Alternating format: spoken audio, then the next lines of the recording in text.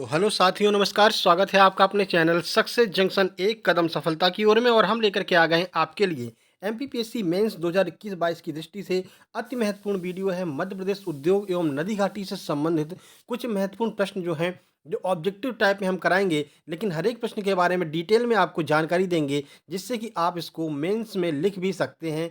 एक ना एक प्रश्न आपको इस वीडियो से जरूर देखने को मिलेगा। डिटेल डिस्कशन हम करने वाले हैं। स्टेट पीएससी और फॉरेस्ट पीएससी मेंस दोनों के लिए अति महत्वपूर्ण ये वीडियो साबित होने वाला है। जैसा कि आपको पता है, एमपीपीएससी मेंस में चाहे वो स्टेट पीएससी हो, चाहे वो फॉरेस्ट पीएससी हो, आपको कम से कम 40% एमपी जीके के प्रश्न देखने को मिलने वाले हैं। तो वीडियो को लाइक कर दीजिए, चैनल को सब्सक्राइब कर लीजिए। आइए शुरुआत करते हैं। इससे पहले इस सीरीज के 2 वीडियो हम ऑलरेडी अपलोड कर चुके हैं, एमपी करंट अफेयर और मध्य प्रदेश की एक और वीडियो हम अपलोड कर चुके हैं। अगर आपने नहीं देखा भारतीय संस्कृति की, मध्य प्रदेश की संस्कृति की, तो वो वीडियो कल हमने अपलोड की थी, उसको भी जाकर के देख लीजिएगा। आइए शुरुआत करते हैं मध्य प्रदेश उद्योग एवं नदी घाटी। आइए देखते हैं पहला प्रश्न। तो आज का पहला प्रश्न है, मध्य प्रदेश में मानसून के लौटने के कारण प्राप्त वर्षा को किस नाम से जाना जाता है? मावठ, चौमासा, उनाला या फिर सियाला? बताइए क्या कहते हैं जब मध्य प्रदेश में मानसून के लौटने से वर्षा होती है? आइए आंसर देख लें। सही आंसर है ए, यानी कि मावठ उसे हम कहते हैं जब लौटते हुए मानसून से मध्य प्रदेश में बारिश होती है। चलिए कुछ जानकारी आपको देते हैं। तो मध्य प्रदेश में मानसून के लौटने के कारण प्राप्त होने वाली वर्षा को मावठ कहा जाता है। याद रखिएगा, मावठ पूछा भी गया है एमपीपीएससी के द्वारा। यह वर्षा शीत ऋतु में पश्चिमी विक्षोभ के कारण होती है। क्यों? तो शीत ऋतु में पश्चिमी विक्षोभ जो होता है, उसके कारण ये मावठ की वर्षा होती है। पश्चिमी विक्षोभ भूमध्य सागर और पश्चिमी एशिया के ऊपर बने निम्न दाब के क्षेत्रों के परिणाम स्वरूप होता है। इसके परिणाम स्वरूप बादल छाए रहते हैं, रात का तापमान अधिक होता है और असामान्य वर्षा होती है। इसमें श्योपुर, मुरैना, ग्वालियर, दतिया और शिवपुरी आदि जिले शामिल हैं। यहाँ पर सबसे ज़्यादा जो है मावठ की बारिश होती है। याद रखिएगा, मावठ बारिश आपको लिखने के लिए भी आ सकता है। अति लघु प्रश्न में तो आप मावठ के बारे में इतनी सारी चीज़ें यहाँ पर लिख सकते हैं। चलिए आगे बढ़ते हैं। अगला प्रश्न, नर्मदा सोन घाटी में किस प्रकार की मृदा पाई जाती है? सामान्य काली मृदा, गहरी काली मृदा, लाल मृदा या फिर जलोढ़ मृदा? आइए आंसर देख लें। सही आंसर है बी, यानी कि गहरी काली मृदा जो है वो नर्मदा सोन घाटी में पाई जाती है। चलिए कुछ जानकारी आपको देते हैं। तो देखिए, तो नर्मदा सोन घाटी आपको लिखने के लिए आ सकता है। तो चलिए नर्मदा सोन घाटी के बारे में पढ़ लेते हैं। तो देखिए, इस क्षेत्र का निर्माण कडप्पा क्रम की चट्टानों के कटाव की वजह से हुआ था। यह मध्य प्रदेश के कुल भौगोलिक क्षेत्र का 26%, यानी 26% जो मध्य प्रदेश का भौगोलिक क्षेत्रफल है, उस पर 26% जो है वो आपको नर्मदा सोन घाटी देखने को मिलेगी। यह अधिकतर गहरी काली मृदा यहाँ पर पाई जाती है। नदियाँ कौन कौन सी हैं पूछा जा सकता है। नर्मदा सोन घाटी में कौन कौन सी नदियाँ बहती हैं? तो नर्मदा, सोन और उनकी जो सहायक नदियाँ हैं वो यहाँ पर बहती है। प्रमुख फसलें याद रखिएगा, कपास, गेहूँ, सोयाबीन, प्याज, चना, ज्वार आदि जो फसलें हैं वो नर्मदा सोन घाटी में पाई जाती हैं।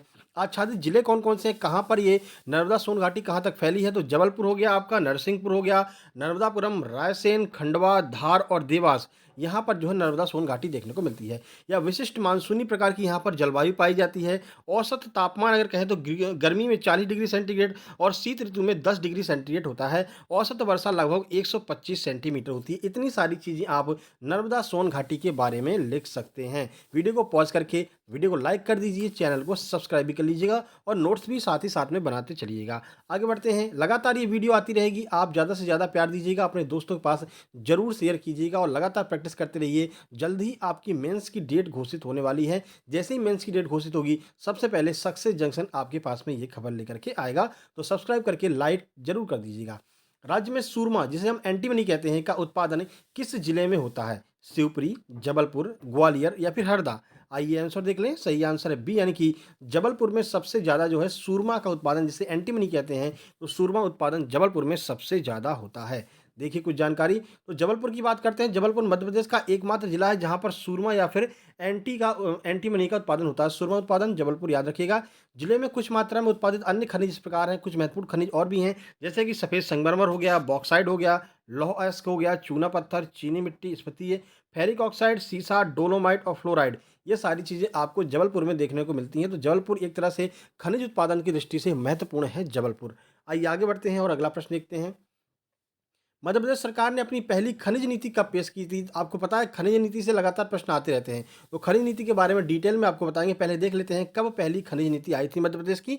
तो आइए आंसर देख लेते हैं। सही आंसर है सी यानी कि 1995 में मध्य प्रदेश सरकार ने अपनी पहली खनिज नीति पेश की थी। देखिए, हमने कट ऑफ की जो वीडियो डाली है उसके अंतर्गत अगर आप आ रहे हैं, अगर आप उस कट ऑफ में आ रहे हैं और आप फॉरेस्ट और मेंस दोनों की तैयारी करना चाहते हैं, फॉरेस्ट मेंस और एमपीपीएससी ये जो स्टेट पीएससी उसके मेंस की, तो आपके लिए ये वीडियो बहुत ही ज़्यादा महत्वपूर्ण है। अगर आपको लगता है फॉरेस्ट में तो हमारा क्लियर हो ही जाएगा और एमपीपीएससी में आप बॉर्डर पर हैं, तब भी आपके लिए ये वीडियो बहुत महत्वपूर्ण है, क्योंकि आपके अति लघु वाले प्रश्न तो यहाँ से कम क्लियर ही हो जाएँगे। ठीक है?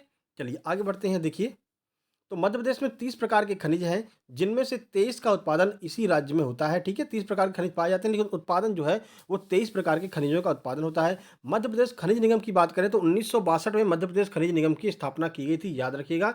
उद्देश्य क्या है? तो खनिजों के अनुसंधान, विपणन और निष्कर्षण का संचालन करना, ये मध्य प्रदेश खनिज निगम का जो है उद्देश्य है।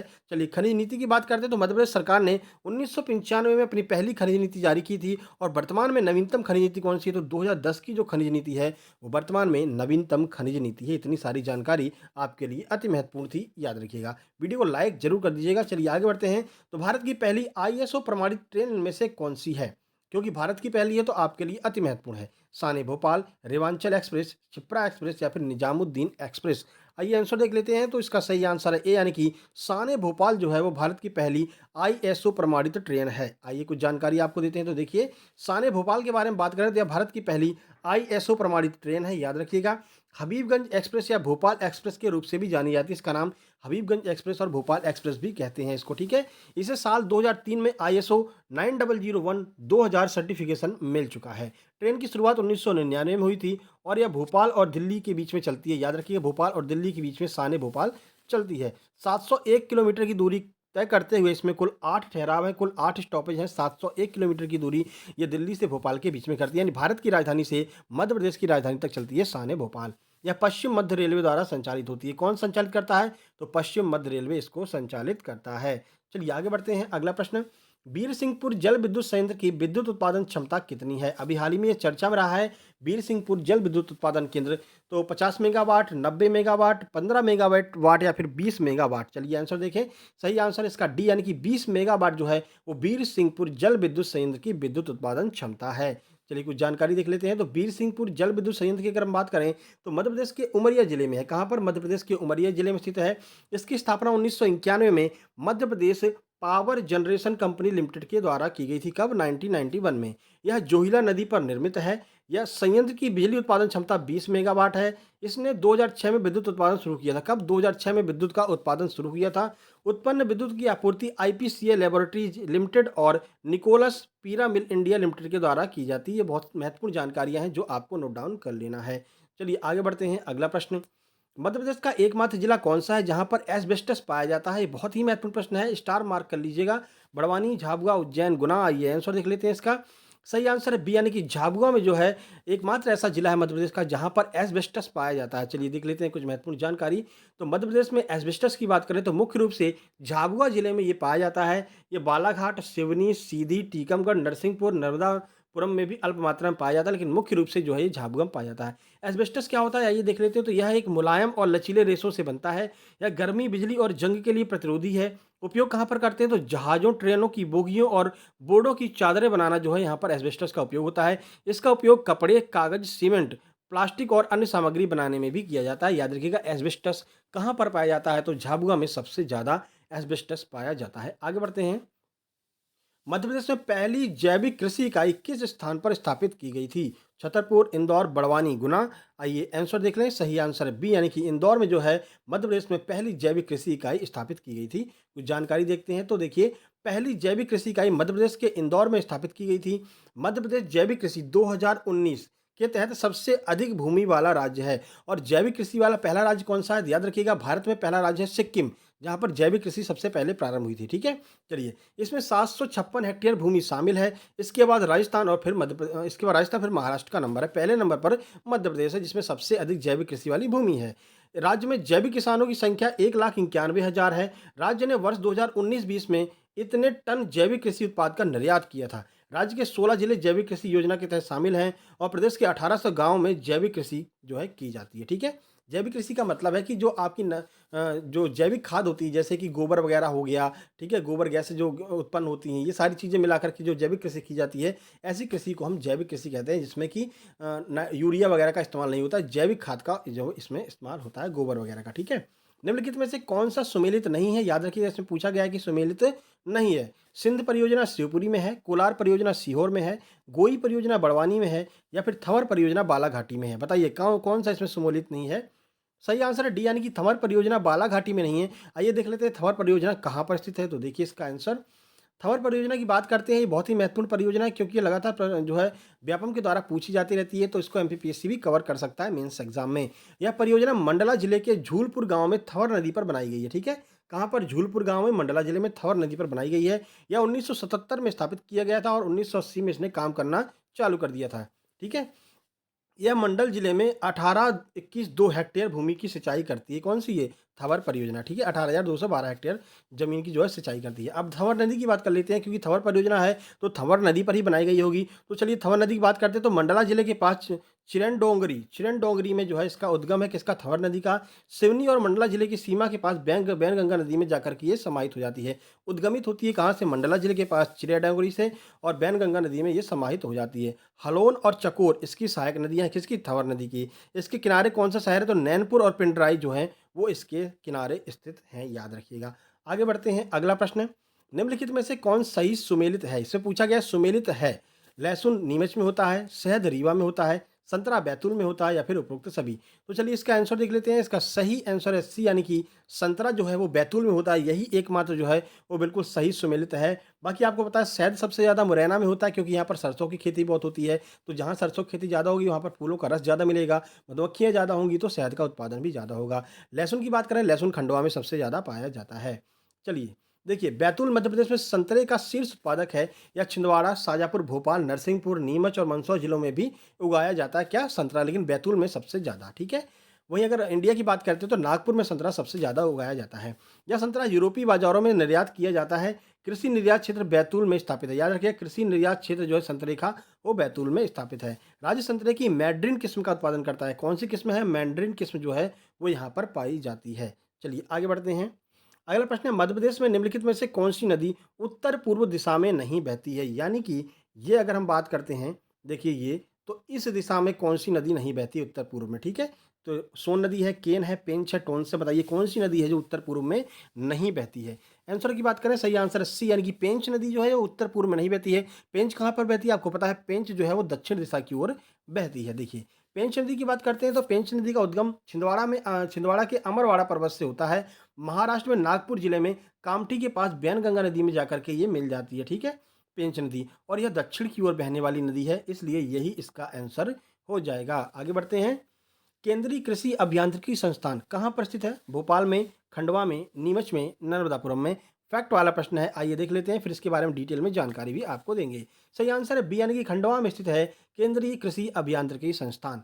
आइए कुछ जानकारी आपको देते हैं, तो केंद्रीय कृषि अभियांत्रिकी संस्थान CIAE लिखने के लिए भी आ सकता है इसके बारे में, तो आप कुछ पॉइंट यहाँ पर हैं वही आपको वहाँ पर लिखना है। यह मध्य प्रदेश के भोपाल जिले में स्थित है। पहली बात आपको लिखना है कहाँ पर है, तो मैं मध्य प्रदेश के भोपाल में है। इसकी स्थापना 15 फरवरी 1976 को हुई थी।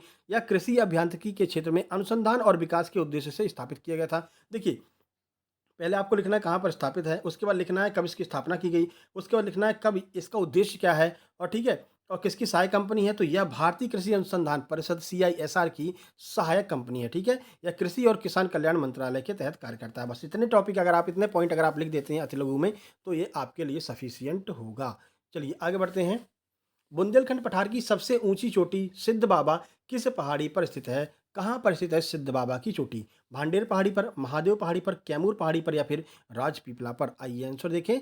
इसका सही आंसर है ए, यानी कि भांडेर पहाड़ी पर स्थित है जो बुंदेलखंड की सबसे ऊंची चोटी है, जिसे हम सिद्ध बाबा की चोटी कहते हैं। देखिए कुछ जानकारी, तो सिद्ध बाबा की बात करें तो यह बुंदेलखंड पठार की सबसे ऊंची चोटी है, ठीक है? यह धूपगढ़ और चौरागढ़ के बाद मध्य प्रदेश की तीसरी सबसे ऊंची चोटी है। याद रखिएगा, तीसरी सबसे ऊंची चोटी है ये आपकी, ठीक है? उसके बाद ऊंचाई की बात करें तो 1173 वर्ग मीटर इसकी ऊंचाई है। दतिया जिले में भांडेर पहाड़ी पर ये जो है स्थित है, ठीक है? ठीक है, भांडेर पहाड़ी की बात कर लेते हैं। भांडेर की बात आई है तो ये भांडेर पहाड़ी जो है विंध्य पर्वत का एक भाग है।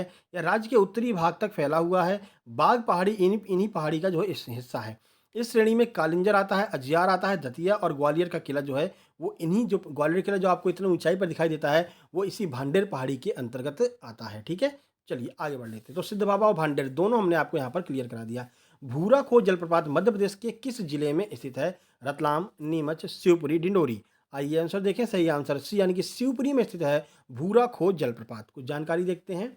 तो चलिए भूरा खो जलप्रपात की बात करते हैं। ये आपके मध्य प्रदेश फॉरेस्ट मेंस के लिए बहुत ही महत्वपूर्ण है, प्रश्न पूछा जाता है भूरा खो वाला। तो यह मध्य प्रदेश के शिवपुरी जिले में स्थित है, आपको याद रखना है, शिवपुरी जिले में है। उसके बाद यह तीव्र ढलान वाला जलप्रपात है जो माधव सागर झील के पास स्थित है। इसकी ऊंचाई है 20 मीटर। इस जलप्रपात पर भगवान शिव का एक प्राचीन जो मंदिर है वो यहाँ पर बना है। झरने के अंत में छोटा कुंड भी मौजूद है। यह मुख्य रूप से अक्टूबर से मार्च तक जो है इसको देखा जा सकता है। तो ये कुछ महत्वपूर्ण प्रश्न थे जो आपके एग्जाम की दृष्टि से अति महत्वपूर्ण थे। और ये अगर आप एमपीपीएससी फॉरेस्ट मेंस की तैयारी कर रहे हैं, चाहे आप एमपीपीएससी स्टेट पीएससी मेंस की तैयारी कर रहे हैं, तो ये वीडियो आपके लिए बहुत ज़्यादा महत्वपूर्ण है। इससे पहले हम 3 वीडियो ऑलरेडी अपलोड कर चुके हैं। अगर आपने नहीं देखा है तो चैनल की प्लेलिस्ट में जाएंगे तो आपको फॉरेस्ट मेंस के नाम से एक प्लेलिस्ट मिल जाएगी। वहाँ पर पिछले 2 वीडियो 3 वीडियो जो है अपलोड हो चुके हैं। ठीक है, बाकी कट ऑफ की वीडियो आपको अभी कुछ देर में यहाँ पर स्क्रीन पर दिखाई देने लगी होगी। कट ऑफ की वीडियो, इस पर क्लिक करके आप जा करके देखिए। अगर आप इस कट ऑफ के अंतर्गत आ रहे हैं तो तैयारियाँ स्पेशल शुरू कर दीजिए, क्योंकि फिर बहुत कम समय मिलेगा। एकदम से स्पीड पकड़ेगी एमपीपीएससी, फिर आपके लिए परेशानी हो जाएगी। ठीक है, बाकी चैनल को वीडियो को लाइक कर दीजिए, चैनल को सब्सक्राइब कर लीजिए। और ये हमारा टेलीग्राम चैनल है जहाँ पर आपको नोट्स वगैरह प्रोवाइड की जाएंगी, तो इसको भी सर्च करके ज्वाइन कर लीजिएगा। जल्द ही मिलते हैं एक नई वीडियो में, तब तक के लिए नमस्कार, धन्यवाद।